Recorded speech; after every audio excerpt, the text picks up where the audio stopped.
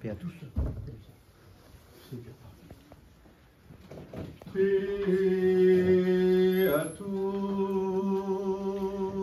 Et à ton esprit.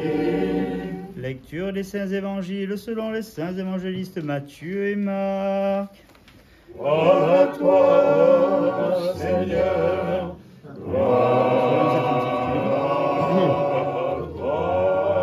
Soyons attentifs. En ce temps-là, les 11 disciples s'en allèrent en Galilée, sur la montagne que Jésus leur avait désignée. Quand ils le virent, ils se prosternèrent devant lui, mais quelques-uns hésitèrent. Jésus s'approcha et leur parla ainsi.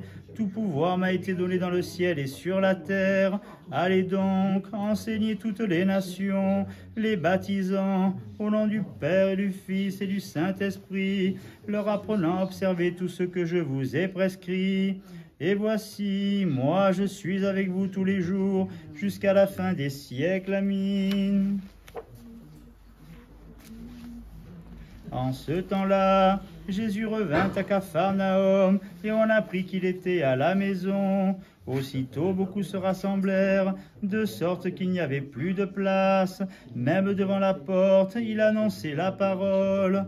Des gens vinrent lui amener un paralytique, soulevé par 4 hommes, et ne pouvant s'approcher de lui à cause de la foule, ils découvrirent le toit au-dessus de l'endroit où il était. Et par l'ouverture descendirent le grabat où gisait le paralytique. Jésus, voyant leur foi, dit au paralytique, « Mon enfant, tes péchés te sont remis. » Or il y avait là assis quelques scribes qui pensaient en leur cœur, « Comment celui-ci peut-il proférer de tels blasphèmes? Qui peut remettre les péchés sinon Dieu seul ?» Et aussitôt, percevant en son esprit qu'ils pensaient ainsi, Jésus leur dit, « Pourquoi de telles pensées dans vos cœurs?